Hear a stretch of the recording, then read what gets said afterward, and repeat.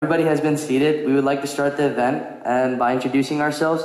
This is my co-MC Abhinav Kondragunta. He's from WeStrive Middle School and he's an 8th grader. Thank you, Vishwa. So this is my co-MC. His name is Vishwa Kuripati, and he is a 9th grader at Raleigh Charter.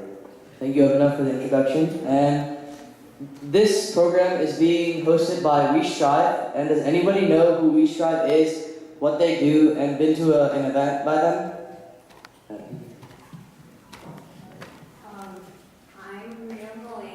I'm a sophomore at Greenfield High School.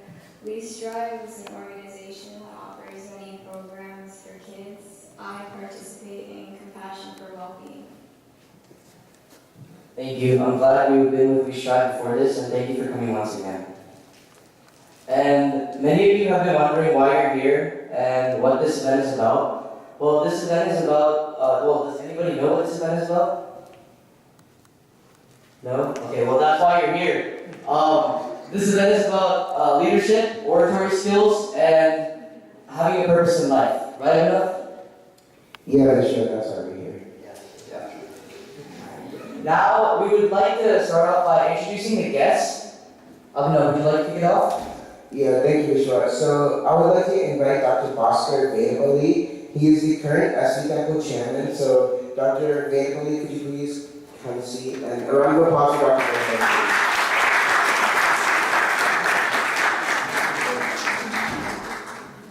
Now we would like to invite Dr. Raj Polvaram, and Dr. Polvaram is a well-known physician, and Dr. Polvaram, would you please take your seat? A round of applause, please.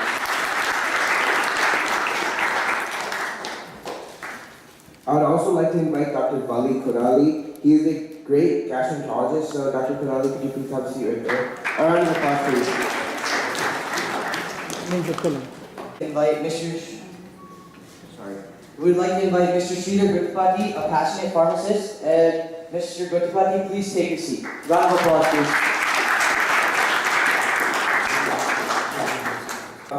Now we'd like to invite our chief guest of honor, but before we announce her name, we would like to say a few key contributes that she has done, even though she has so many. So I'd like to start off by saying she's an ex-Union Minister of Commerce and Industry, and so she knows a lot about economy. And she's also an ex-Union Minister of Human Resource Development, so she knows a lot about employment. She's also a Lok Sabha member. Vishwa, would you like to say a few things? My pleasure, Abhinav. Thank you. She's also currently a board director of Air India, and she's a leader of Mahila Morcha, and she actually was a guest speaker at the White House. And she significantly contributed to the upliftment of women and their rights. And for a fun fact, her hobby is gemology, and she's a certified gemologist. And without further ado, with the standing ovation, we would like to invite our chief guest of honor, Mrs. Purandeswari.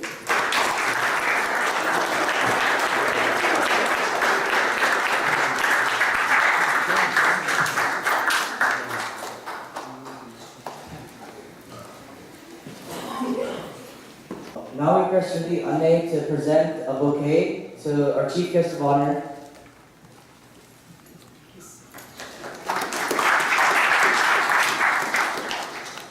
Event is and why you're here to talk about.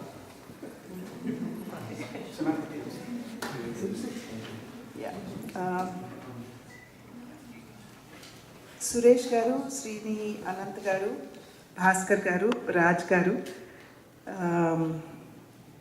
Sridhar garu, Dr. Vali garu, and of course the beautiful young faces before the dais and the parents seated here as well. Telugulo nantara, English nantara. My greetings to everybody firstly. And I must say it's a great honor and pleasure for me to be here in front of you and actually sharing my thoughts and my feelings with all of you as well. I'm given to understand that WeStrive had actually started its journey in 2016 and has come 3 years since its inception and has strived actually to do good for the society, probably the underprivileged, those far away from welfare, and as well as trying to bring out the dormant leadership qualities in the young generation who was all seated here before the dais. My purpose coming here to this place was actually to spend some time with my cousin's daughter, Bhuvana. And she was also having the function of opening her store. So we thought, okay, I would just spend some time with her and kind of encourage her and go back. But then that was when I was asked by Suresh Garu and Srini Ananta Garu to actually come and address you all. And when I learned the good work that they were doing, there was no way I could say, no, I don't have the time. I personally felt that I did have to come here and talk to the younger kids because the good social work that WeStrive has been doing over the past 3 years, going back to India and the Indian philosophical thinking, social service is not something new to us. It's always been in our culture, in our philosophical thinking. When we go back to the Puranas as well, there are many shlokas, many words which say that we all need to live together in harmony with each other. And when we say we all, it does not simply mean just the human beings itself, but it also talks about nature. And today we hear and see the damage that is being caused to nature. And we also see the negative impact of actually harming nature. Bahujana Hitaya, Bahujana Sukhaya was what our Rigvedas said. And when we say Bahujana, like I mentioned earlier, it simply does not mean just the Homo sapiens. It also means the nature, and we need to nurture nature. Like Mahatma Gandhi had said, nature has lots to give us for our needs, but not for our greed. And unfortunately, we see us over-exploiting nature, and the negative impact is well felt by all of us. And before it becomes too late, I think that is one aspect that needs to be addressed. And the reason why I reiterate this is because we just need to strike our roots with our culture, with what our ancestors have said. And it really enlightens us. And there is also shlokas in our holy scriptures which say, Prajahite hitam rajnyaha prajanam cha sukhe sukham. Natma priyam hitam rajnyaha prajanam cha sukhe sukham. Which means that we need to strive and work for the welfare of the people around us. And those who actually do not pay any focus to doing good to others do not have any right to survive. And that is where I think I should appreciate the good work that WeStrive has been doing over the past 3 years in reaching out to the underprivileged. I'm given to understand they even go to the slums where the poor dwell, cook food, try to share it with them, try to enrich their soft skills so that they actually find a place in this big world. And they actually turn out to be leaders later on. Then the question is, what do we actually mean by leadership? Is it simply walking in front and having a load of people walking behind us? Then my answer would be no. Leadership is trying to connect with yourself. Leadership is actually trying to identify your strengths and trying to work on your weaknesses. I think that would be the right definition of leadership. And when I say leadership, there are certain traits which we expect our children or the leaders to rather develop to be able to lead society. And the first aspect that would come to my mind is nothing but commitment. Commitment to your cause. I do not think a leader can go forward without conviction and commitment in what he or she is going to do. That is so important. We need to do things passionately with conviction. And only then can the leader lead people who are waiting or looking up for someone else. The second quality that would come to my mind is discipline. Discipline is very important. And when I say discipline, it is trying to set goals for yourself and tell, okay, this is the time frame I have. I am going to do things within this time frame. Now, I cannot say, I am going to teach a child with autism and just continue working with the child forever without actually seeing progress. But rather I would tell myself as a leader that I am going to work with this child for say the next 10 days, and this is the goal that I set for myself, where I want the child to be actually reaching the level that I have set for myself. I think that setting goals and discipline is so important for a leader as well. And that has been imbibed into us. I mean, when I say us, into us siblings, we are a large family. I call our family a mini cricket team because we are 11 of us in the family, 11 siblings. But that was what was actually inculcated into us. A, discipline. 2, working with passion and setting goals for yourself. And another most important aspect is, what is leadership? Leadership is not just walking alone in front. Like I had said, having people follow you. Leadership is walking along with the people and taking them towards the goal that you want to reach. So you should be able to walk the people, what you call walk the talk, and not just simply go forward and say, okay, I have achieved success, I have reached my goal and I am successful, or I am a leader. So I think we need to actually walk with the people and be able to convince them to come along with you. And again, it is the ability to inspire people. Reach out to them. Ensure that your conviction and your belief, your determination is actually instilled into the people who are around you. Inspire them to work along with you towards the goal. So which means you are inspiring the people and you are taking the people along with you. That is a great trait in leadership, and that is so important when you actually think of developing leadership skills. So these are a few important aspects which the future generation would actually have to keep in mind. And when I say the future generation, it is not to undermine the importance of the older generation, because it is the parents, the elders who actually have to be instilling these qualities into the children. Largely we find in today's society, parents probably with their preoccupations or whatever, they could be kind of overlooking these little things. Not that they wouldn't want their child to acquire these skills, but overlooking these things because of their preoccupations itself. Because in today's fast world that we are living in, I don't think we have the time to actually, when we have the joint family system, probably I was just talking to somebody else, we had an entire support system around us who would probably, even if we were negligent, we would have somebody talk to our children about all of this. And in fact, there was one survey which said that the greatest psychiatrist would be the grandparents itself at home, who were actually talking to the grandkids about their own experiences. And children learn from these experiences, they enrich in themselves. But today with the nuclear families more, I mean not only here but even back home in India, we see nuclear families coming up a lot more, which is when the child is actually missing out on that kind of support system. So when we see this support system actually collapsing, I think we as parents need to be more vigilant, work more with the child, try to spend time with the child, instill these qualities in the child.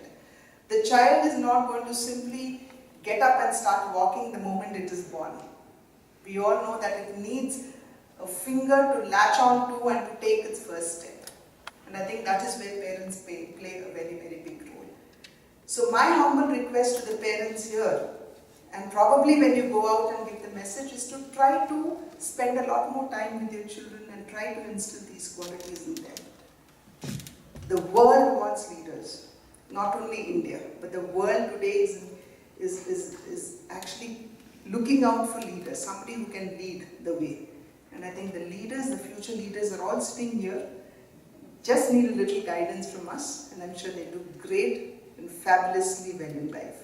My blessings to all of them, and my big thanks to WeStrive organization and all the great people seated on the dais for having given me the opportunity to be here with all of you and share my concerns and thoughts. Thank you.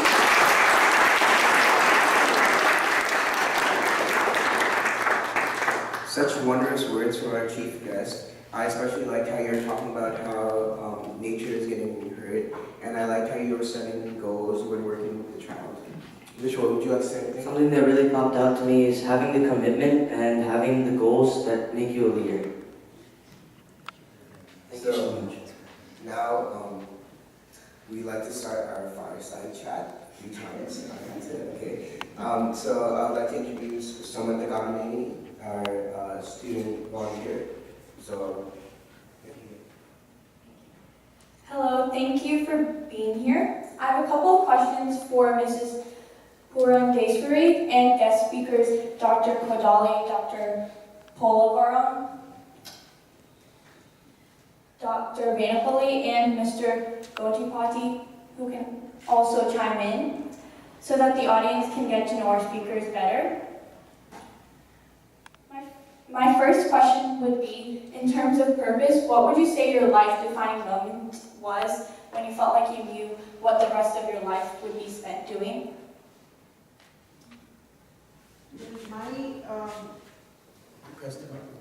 Do I need the mic? I'm sure all of you can hear me, right? Yes. My defining moment would be when I actually entered public life. It was a total contrast to what I was earlier. Very much a homebird, content, trying to be a good daughter, a good wife, and a good mother, and so on. But then I had lost my father in 96, and in 96 January, which is when I was totally lost. I mean, very depressed, felt totally lost, often because my mother had passed away earlier, and then now we were losing our father, and I was totally in utter chaos. And which was when a friend of mine actually introduced me to gemology. And when I went into gemology, and this was the sites of learning about gemstones, that probably would have been the first life-changing moment for me. When I knew that I really lacked the confidence to come out on my own, because until then I had a very protected upbringing.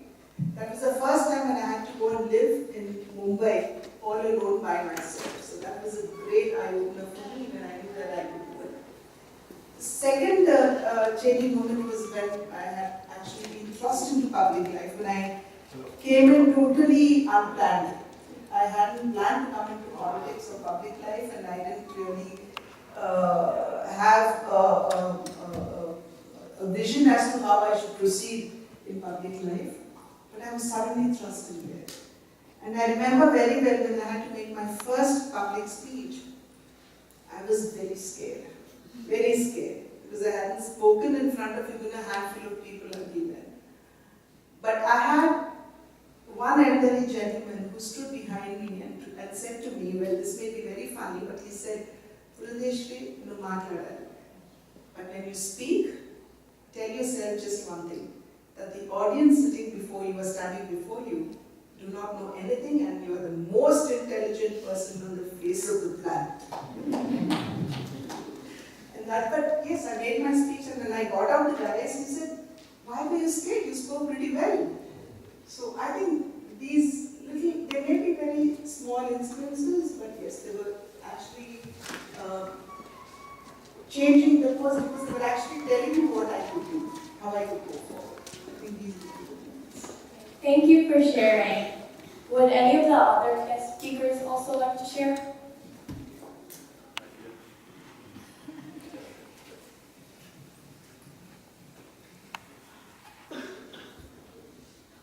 Fear. Swami Vivekananda says, I'm sure you must have known him, he's a great legend, he was here about 150 years ago. Great man, spiritual leader, and all that. There's only one life. And you have to roll like a lion, you have to live like a lion, never fear from anything. So, that being said, actually, if you want to achieve anything in your life, there are forces within you that really prevents you from being what you are, and being the most that you can get out of you, you won't be able to achieve if you have those. And one of the negative forces is the anger. And second thing is greed. Third thing is too much possessiveness. And lust. These are the negative forces that makes us to really to become our own enemies, makes us not to grow to the fullest extent of what we are. In fact, fighting in a life is nothing but fighting with your own enemies. If you can overcome these things, every human has the greatest potential. And that's what he was trying to tell. And I was reading that actually when I was in final year of medical school. And I never traveled. I'm originally born in a place called Puttur in Andhra Pradesh. And I never traveled anywhere outside the state. And then, even to go to another state, I was not really prepared mentally also because of the fear of that. But if you have been like this, if your world is too vast, you have to really explore so many things and so learn. It's only one life.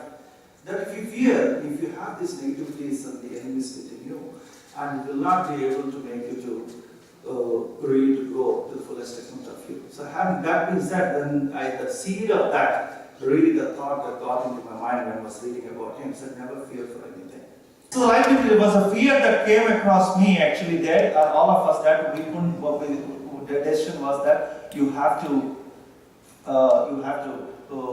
either do it or not do it.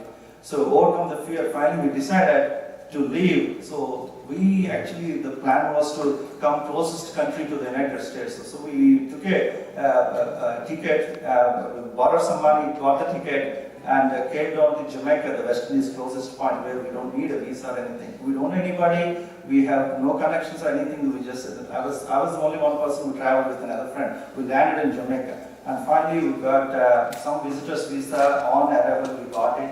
Then we went into the ministry, we got the job and started and all that. So it was a life-defining moment actually there, and from there the rest is history. We got the exams and we came to United States and all that. So the point here is that you have to overcome your fear.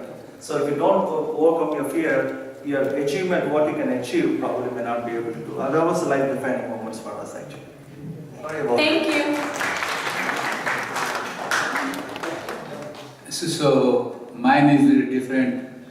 I grew up in a very small village in Andhra Pradesh. My parents are farmers. So many times in places like us, people don't have schools, so you walk 2-3 miles to go to school. And then almost 95% of the people fail high school. High school is central exam and become farmers. So my father thought that 100 acres land, that's what happens to me, I'll become farmer so I can help him. But on the high school, when the results came, I got first class. That was my life-changing moment. You all don't remember how difficult it is because it is not easy for you to study in those days. There were no teachers, no schools. That's how life was, all public school system. God helped us, a lot of hard work, perseverance, but English was the biggest fear for me. Literally, because we are all Telugu medium, and many of you may not relate, some people relate here. English you study, basically you by heart the whole book. You know what a by heart is? You remember the whole damn book. Then try to extract answers from there. Then there is a grammar. Grammar also, run English just tell you what is there. You say indirect actually. So luckily, I got 35 marks in English. If I got 34, I would have failed. That's my life-changing moment. Then from there I go to college because my father said, oh, you go to first class, maybe you should go to college. Nearest college for us is Hyderabad, 100 miles. We are from Malna district, live in a small village. Going to Hyderabad, first time I went, I never went to Hyderabad before. All this first class, those were very few people get first class. In the overall statewide exam, very few, maybe 100, 200 people, and all of them end up in a college called New Science College. And all these guys speak English fluently. And those days from high school, you go to college English medium. There is no Telugu medium those days. Now there are some college Telugu. And it's not easy for you to understand, but then there are a bunch of us, 5, 6 of us like me, come from villages. We all will sit in the back seat because if the lecturer asks a question, what's your name, you don't have to answer. And it's interesting to think that we never, and just from then on you work very hard. Again, take help, study, then your natural instincts kick in. So let me stop there. So just to supplement what Dr. Bhaskar had said just now, getting a first class meant 65%? 60%. Well, we may laugh today that 60% is first class and we're so proud of it, but yes, we are still proud of getting 60% because it was not like what you kids actually have, the privileged kids of today. We were so deprived and we had to literally strive to get the 60%.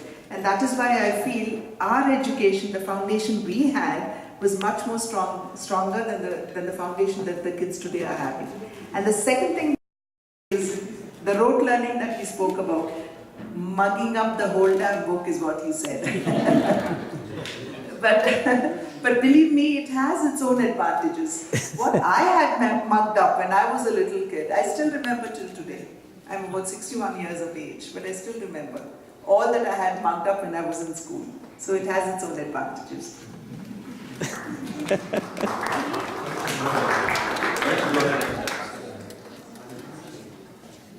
So people say that failure is one of the keys to success. So how do you bounce back from failure? And if you don't mind, could you provide an example?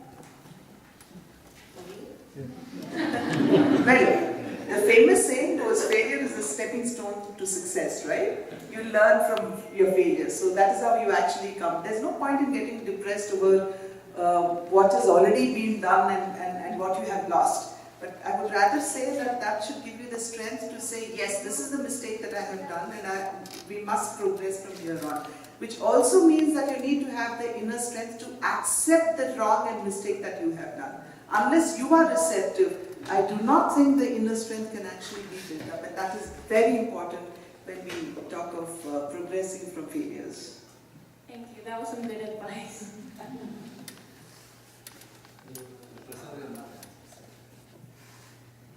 I just want to give a quick real life experience. I tell my kids all the time, never ever ever give up.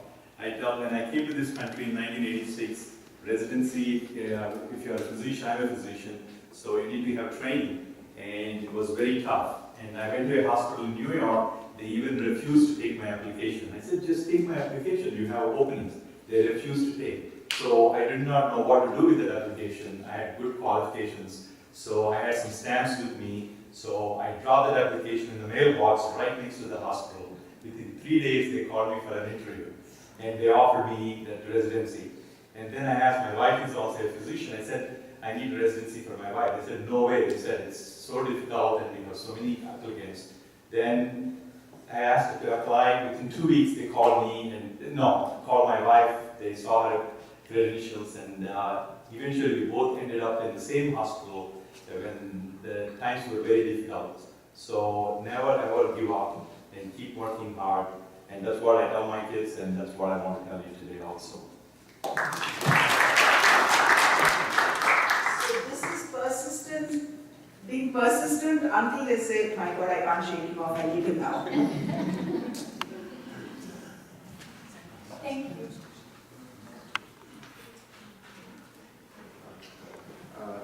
Okay, so I actually have a question for Mrs. Purandeswari. So, because you are such a great orator, we would like to know some steps to follow to become a great public speaker. Well, actually, you need to know what you are going there to speak about. That is very important initially. You need to do your little homework. And of course, unless you are convinced of what you want to say, you never speak. Now, when I do my little research, I haven't done any research on WeStrive because Suresh just came and mentioned a couple of things to me, but beyond that, I haven't known. But even if you have to go and make a speech somewhere, I think you need to do your research. But even as you're doing your research, see, I'm not the kind who can jot things down on paper, put the paper in front of me and read. So unless I feel and I'm totally convinced that this is what I need to say, I do not go to the occasion or I do not get onto the dais.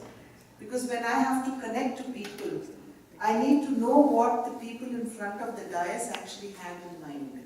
I need to know what their thought process is. And then, even if I differ from that, I need to find a way of convincingly putting across my own thinking. So I think that's very important, knowing what you have to speak, knowing the thought process of the audience in front of you, and convincingly putting your thoughts forward. Thank you very much. So I want to make one comment on it, I think, quickly. Many people are natural born speakers. They come with natural skill. Some of us can get better by training. I don't know how many of you know what an elevator speech is. You all know what an elevator speech is. You know what a Toastmaster Club is. How many of you participate in Toastmaster Club? So I think WeStrive, as a part of WeStrive programs, we should introduce Toastmasters Club to all these young people. It starts today with these three. Professor? Yeah. It starts with the three. Toastmaster Club is a speaking, people learn practice. You just go there, you speak for 2 minutes. No talk is given, you may never talk and talk. Elevator is something, if you meet somebody in the elevator, you should succinctly deliver a statement that they understand in 2 sentences, whatever that is. That's what sales people learn. Sales people learn. In sales, that's what people learn. In my own experience, I told you I came to Telugu medium, I are forced to learn English medium. So how do I learn English medium? People laugh when I speak English because it makes my mistake. So literally, close the bathroom, look into the mirror, read a book loudly, several times. Practice. That's not your problem, you don't worry about that. But what is important is practice. Don't give up. Yes, some people are as natural born speakers, some people can become better. Everybody can become good speakers. Thank you very much.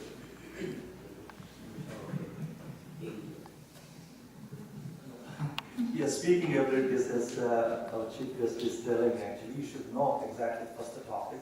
Second thing is audience. You should know how to connect to the audience. And making sure that you know the start and ending part and finish it with time. I was going on for a long time. Shouldn't do that actually. You can't get carried away like that. So make sure that it is. The header and footer has to be very clear, right? And it's not good and it has to match each other. And in between, make sure that you connect the audience. They're very important. Just to share a little experience of mine with the audience in front. When I first went to the parliament, well, I was totally lost. I didn't know how to actually ask questions, raise topics, and talk in the parliament in front of the speaker, which was when I turned to one of my senior colleagues for help, and I asked him how do I speak in parliament. And the answer he gave me was, Purandeswari, you just have to hold your hand up because the speaker needs to see you. And I know your arm is going to go numb with pain, but please don't bring it down. The speaker has to see you first. And then he said the speaker is going to call him. He's going to say, Purandeswari, now it's your turn. And then you stand up. And the moment you stand up and you say, thank you, Mr. Speaker, you're going to hear a buzzer. It says your 2 minutes is over and you need to sit down. So, but interestingly, he said, Purandeswari, please don't sit down because you've been sent to the parliament to speak, so you need to speak. But what he said after that was very interesting. He said, well, you as a speaker can speak for n number of hours, but ensure you don't say anything. That is something that I'm yet to learn, where you speak for long, long hours, but don't say anything. Don't deliver any message. So that's one way which most of the politicians end up doing. So that was an eye-opener to me, and I was told that, well, you don't need to do that as a politician now, you need to speak sense. First thing. So I just wanted to share this. And the right away.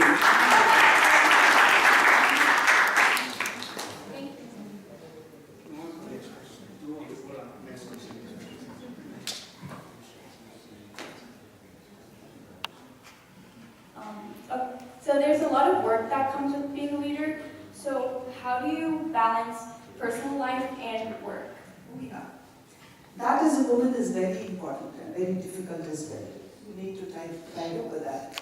Well, as I mentioned earlier, until 2004, I was a total, just a housewife. When I say housewife, well, I don't undermine the importance of housewife also, because she's a mother, she's a daughter, she's a daughter-in-law, she's a wife, she's everything at home. So we have our own set of challenges being a housewife as well. But I hadn't come out into public. But once I came into public life, it was a 24/7, 365. You know, you don't have time for yourself, you don't have time for your family. And until I came into public life, well, I was everything for my children. I would take my son to his tennis classes, my daughter to her badminton classes, sit down with my kids, work with them with on their homework. Then I would talk to my mother-in-law, attend to her, whatever her needs were. So I was totally everything for everybody at home. And I didn't want them to feel the void once I stepped out of the house.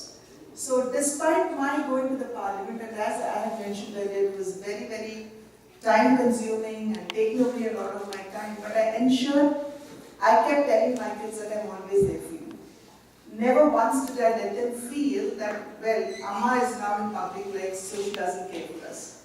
So even if I had my challenges on the public life front, even if whenever my daughter or my son needed me, I was always there. I ensured I was there.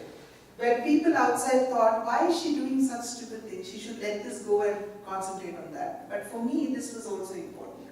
Secondly, with the elders at home, like I said, my mother-in-law and my father-in-law at home, I ensured I called her 3 times a day, every day till they were alive. Just to tell her I'm the same daughter-in-law that I was even before. Because you see them, you know, the change slowly comes in them when they start feeling that we are not there, we are not attending on them as much as we would do earlier. So I would call them thrice a day, every day, morning, afternoon and evening, and relate and tell her everything that went on throughout the day. So that I didn't want anybody else telling my mother-in-law or my father-in-law that she did this and they didn't know about. Again, this is just an assurance, not that it made a big difference to them or to me, but it is to assure them that I'm the same person, I'm the same Chinnamma as they would call me, always there for them. And I think that is very important. You need to balance your professional and your family life. And I know it is very difficult, more particularly for women than men, but it's very important that we ensure and assure our family members that we are there and we are the same. Thank you. That was very interesting. We're running out of time, so if it's okay, I'll move on to my next question. So who has made a big difference on you as a leader? Definitely my father. Because, well, we do read about great leaders, we idolize them as well, but you don't see them from close proximity. Whereas here was the stalwart, whom I was living with day in and day out and was watching him very closely. So he definitely made a big impact on me. And what was the best impression was him telling me that society has given me a lot, now I need to pay back society, I need to give back to society. And he gave it back selflessly, absolutely no interest, no vested interest, and he definitely felt that he had to give back to society. I think he made a big impact on me. His dedication as well. When he made up his mind, he was completely dedicated to it, to the extent of being adamant at sometimes. He would say, this is what I have said, this is what I have promised, and this is what I am going to deliver. I think that was very important to me. And again, the conviction. There were times when he would make policies as the Chief Minister of the state, and he would have his officials come over and tell him that this is simply not possible. Like, he brought forward the kilo rice for ₹2 for the poor people. When his officials said this cannot be done because the burden that the state government would have to bear is going to be immense. But here was the man who said, forget what the state is going to do. Here as a Chief Minister, I have promised the people of the state that I am going to deliver a kilo rice for ₹2, and period. That's it. I need to do it. So he had his officials go back, hustle up, work on it, and come back and say, yes sir, we can do it. So unless you have that conviction that I can do it, will not people, that is what I mentioned earlier when I spoke about leadership qualities, you need to have conviction in what you do. And since he had the conviction that he could do it, he had his officials also come up and say, yes, we can deliver. I think that is, he's the biggest, he's the one person who left the most indelible mark on me.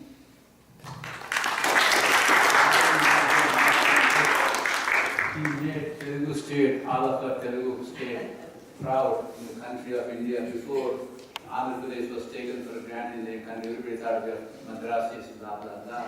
We all know what Madras is. were part of, before independence, a state called Madras. Ramarao, after he became chief minister, that's when the Telugu prominence rose in national level. And we also been proud of that. Thank you.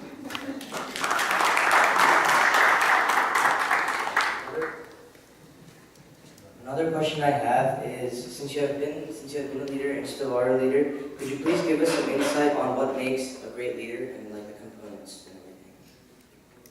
Compassion is very important. Conviction is very important. Commitment and dedication. I think these are the aspects that would come to my mind when you speak of success, which a leader would want to lap up. And unless if you don't have these qualities in you, I don't think you can make a good leader. Compassion, yes, because you need to actually understand the difficulties which people are undergoing, which the hurdles that people are facing, and that compassion is very important. Conviction, as I had mentioned earlier, the conviction that yes, this is what I need to do and this is what I would do, and believe in what you do. I think that is very important again.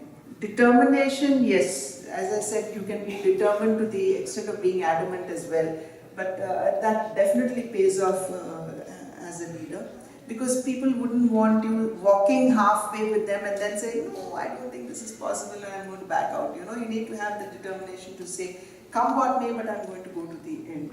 And commitment, dedication, yes, I think these are the qualities which a leader should necessarily have forever. Thank you. In my family, there is one tradition that we follow. That is, when I say my family, it is me and my kids. On their birthdays, right when they were little, we just never had a birthday party without going to an orphanage. We would always pay for a lunch in the orphanage, take my children over, sit and eat with them. This is just to tell my kids that they are very privileged and there is a world beyond theirs where there are a lot more underprivileged and deprived children. And well, I never ever expected my kids to follow it, but I have two grandkids. My granddaughter is 10 and my grandson is 9. And I see suddenly my daughter do the same thing with her children. She ensures she takes them to the orphanage. They sit down with them, they have lunch with them or tea with them, whatever, at least one meal with them. And this is to give them the insight into the fact that there are children lesser privileged than them and they have to thank God for all that they have. I think that's very important for us as parents to actually give our children that kind of a perspective as well. So I want to latch on to one word that Mrs. Purandeswari was indicating.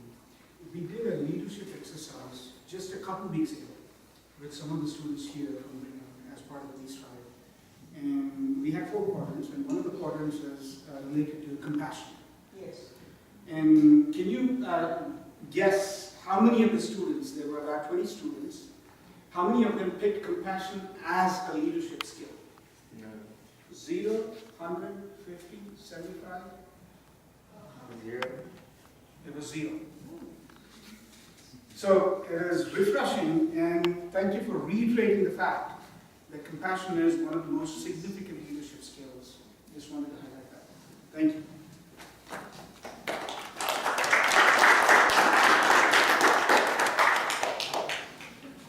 Thank you for that.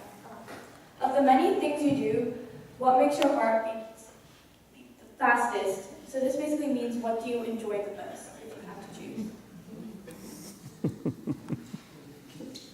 Well, until I came into public life, it was whether my daughter or my son played their game or sport very well. That was what made me very happy. But later on, I think it was a big change for me when I had to represent a constituency as probably a member of the parliament. And I would go back to my parliament constituency and see the challenges that were lying before me. And if out of the 100 challenges that I was looking at, if I was able to solve even one, I think that was what gave me great satisfaction. More particularly, we know that we are an agrarian-based economy, and about 60% of our population is still dependent on agriculture living in the villages. And there was one incident where the paddy that was grown by the farmers was not picked up from Andhra because it had a black spot. You know?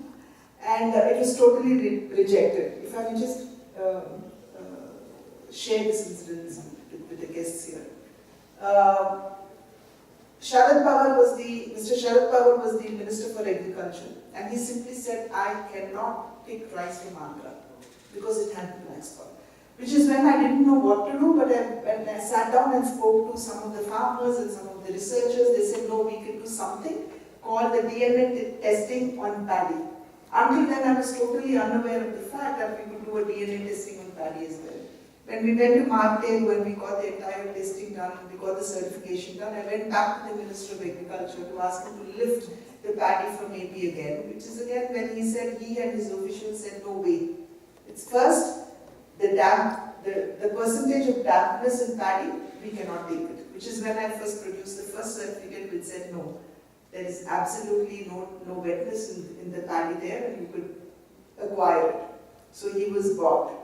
Then the second time when he said that it has got a black spot and it is diseased, I produced the second certificate saying no, it is in the DNA, and one of the identification of this breed is that it needs to have the black spot. So he didn't have any other way but to say yes, now procure rice from the farmers in AP. Similarly with the Bengal chana that was grown in AP as well, the exports were banned.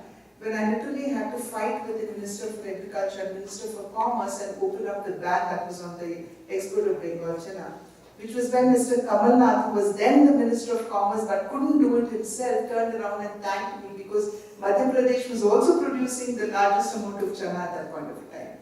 And today when I go back, rather than simply call me Chinnamma, they would call me Senegal Chinnamma. You know, it shows the happiness of the farmers, and it also gives me the self-satisfaction that I was able to solve. So I think that was, those were two moments that actually gave me great happiness and satisfaction.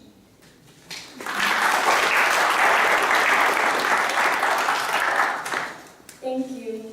This somewhat relates to the first question before, but it's a little more specific. So what is an accomplishment you consider to be the most significant in your career?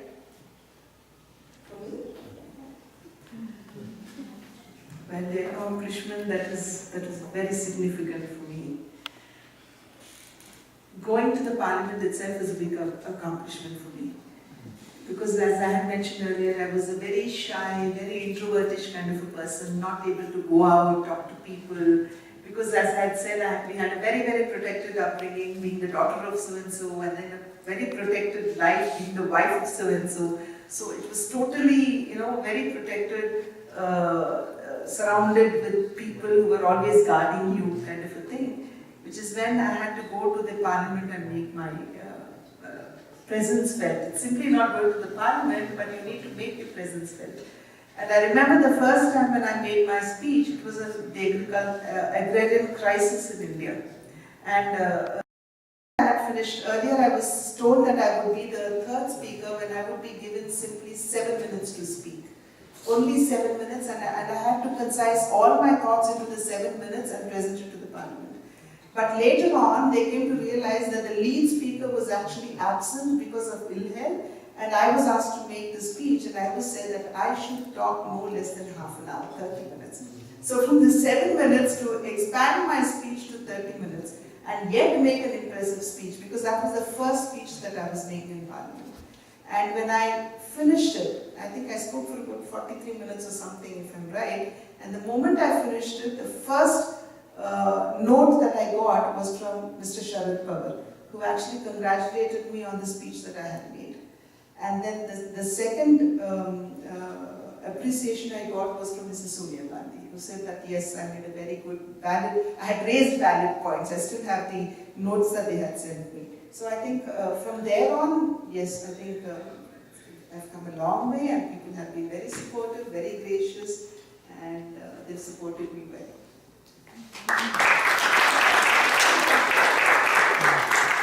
At this time, we would open the questions up to the audience, and please refrain from asking any political or personal questions. Thank you.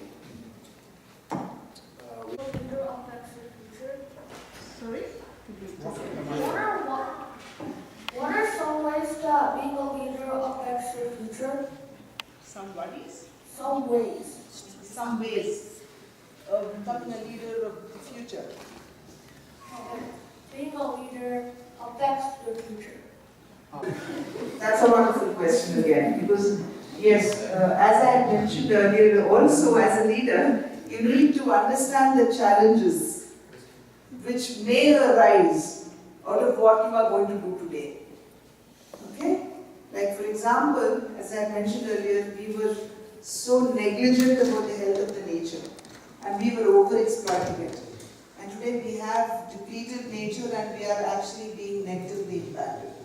So I should have thought about what would happen if I had over-exploited nature and then work on those lines, right? So you need to, a leader needs to have a vision of what would be the challenges of the future, which would be the result of what we are doing today, and try to work towards that as well. I think that would be the best thing.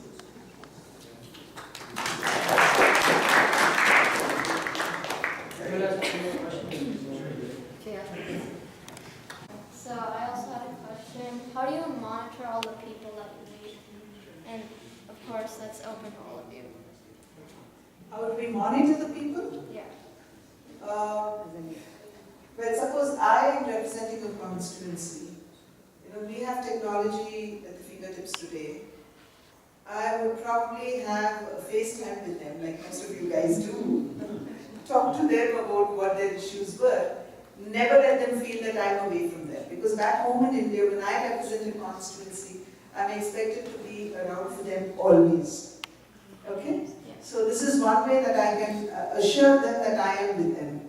Secondly, yes, I need to have the planning and the manpower to actually make sure that my constituents can actually walk into my home or my office without any fear, without any hesitation, and submit to my office or my home the challenges or the issues that they are facing so that I could actually work on it and try to resolve them. I think that's very important.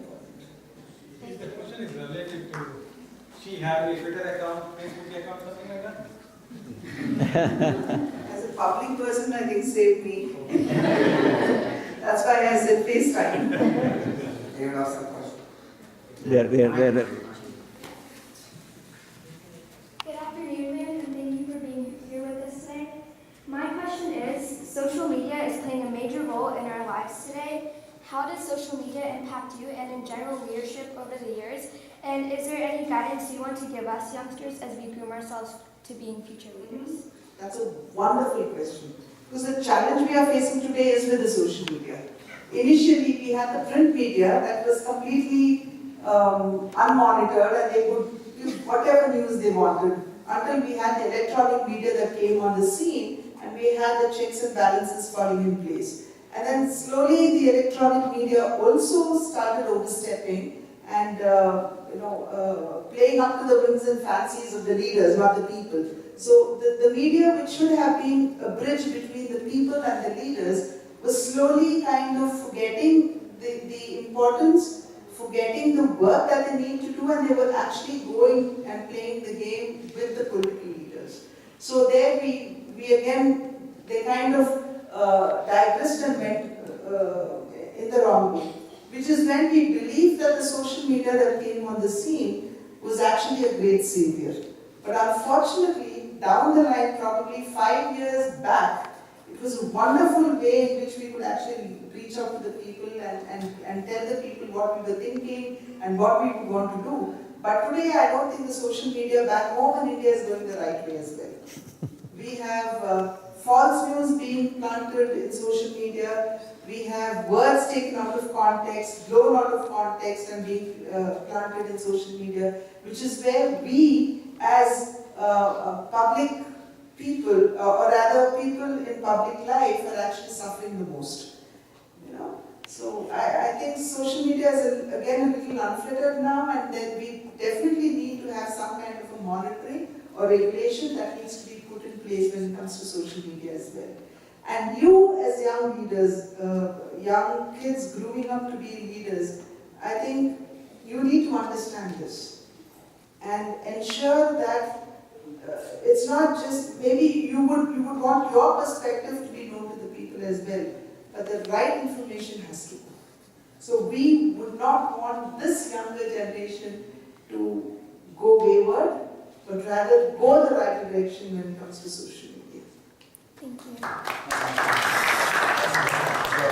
I just want to make one comment on that. Social media becomes a problem for all of us. I'm a very technology, I don't know much about technology. So I don't have Facebook account, I don't know much other than big mail. For you, and if you want to be sincere and leaders, don't spread the word you see. In this, some people call it fake news, and many times it is. So make sure, if at all you're using social media, spreading the information, unless you are sure, don't do it. That's my suggestion. Because many times, you come, as she said, everything is falsified or glorified. Facts are hidden, or facts are not there, or facts are falsified. Just one more point on that actually. It's like nuclear material, and there's this enormous amount of energy there.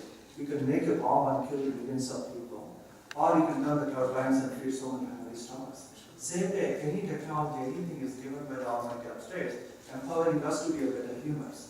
So we can use this for the right cause and the right way to become good leaders and encourage the leaders to be good in their public lives and also help the process to become better society. And that's what we should be using it rather than using it in the wrong direction. Especially for children. It's like what you feed through the mouth. Whatever you feed through the mouth, it becomes your body. What you feed through the eyes and ears, it becomes your database of your knowledge actually there.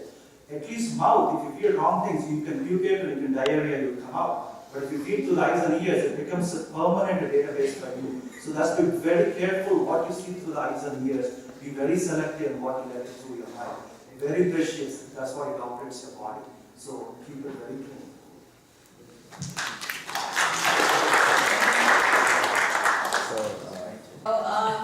Thank you for coming to talk to us, first of all. And so how were your first experiences as speaking to somebody? Like, how did it feel and like, okay, yeah, that's just.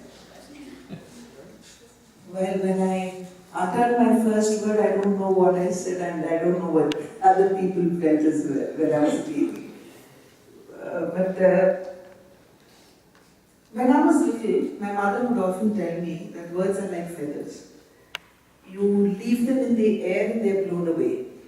Then you try to pick them up, you cannot pick each one of them up. You may pick up some, but not all. So you need to be very careful with your words, very careful with what you say. So once you utter something, I don't think there's any way that you could take it back.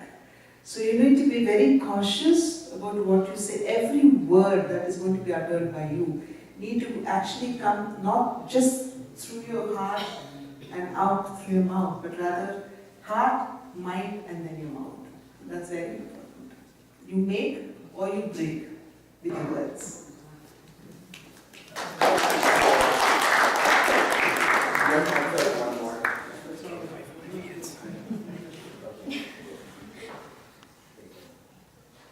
How did you become interested in Indian politics? How did you become interested in politics? My stint in politics. How can you get interested in How did I politics? get interested in politics? Well, I had a family that was in politics, but I was not interested in politics. As I had mentioned earlier, my father was there, my husband was there. They were all talking about everything, about politics, but it was like, okay, it's just kind of happening, they're discussing, they're talking, and that's it.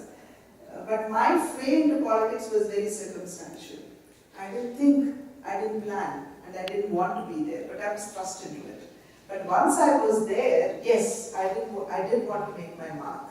Because I just didn't want to come into politics as somebody's daughter or somebody's wife, and then just lay back very complacent about the whole thing. You know, for me, when I entered politics, it was quite easy in the sense that here was Sri India's daughter. So people were actually respecting me because I was his tribe.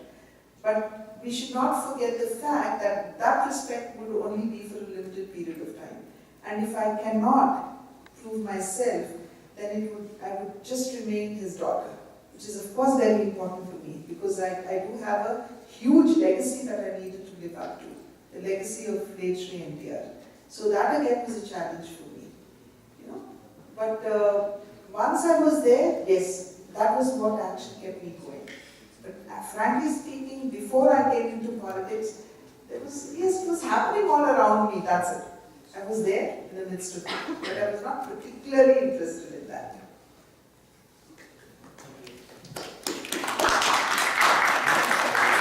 At this time, we'll have the photo up, so if you would like to take a picture with our guests and chief guests, please form a line.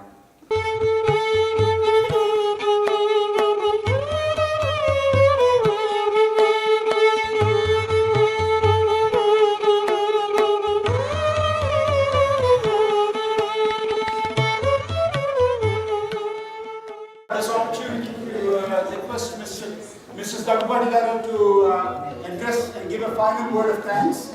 And then after that, as part of WeStrive, I would like to give a note of thanks and then we'll end it in about 2 minutes.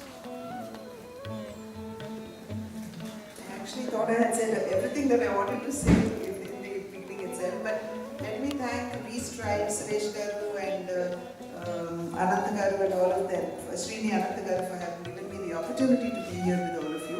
Wonderful seeing the bright young faces sitting quiet before the dais and listening to us. I'm not sure if they've really taken in what we have said, and I hope you have understood whatever message that we wanted to pass across to all of you.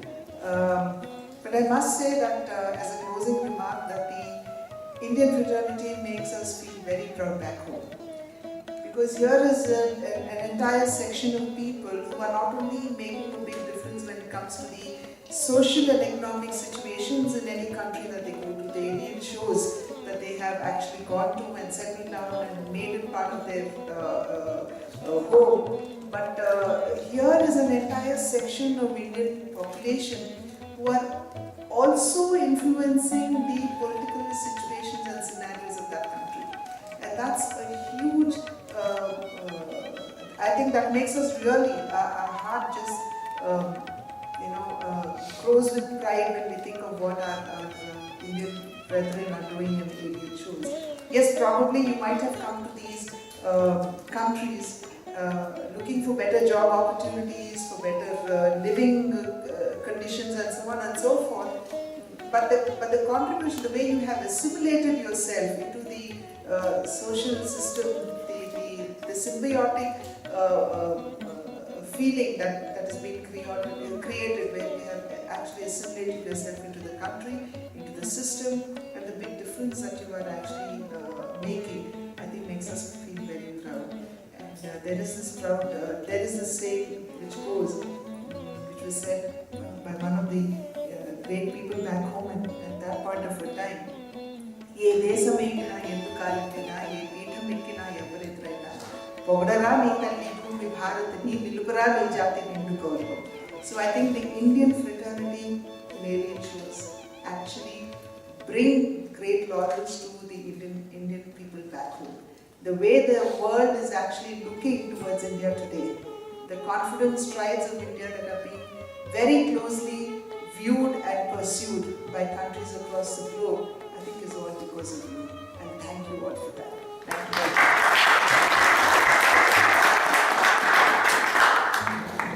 you. Just a quick minute. So first I have a few list of names that I want to recognize without whom this event wouldn't be possible. First, it would be all the guests of the guests and the chief guest of honor, and Kishan, Malineni, Krishna Balabani, Raju Purapati, Purna Chandra Kondragunta, Imran Sharif, and Seshu Surapneni right there, and Mohan Kore, who's not here, and the wonderful MCs that are sitting, the wonderful MCs that are sitting here, and Bose Kamini, my confidant in my crime that I do actually in this meeting. With that, I want to thank everyone.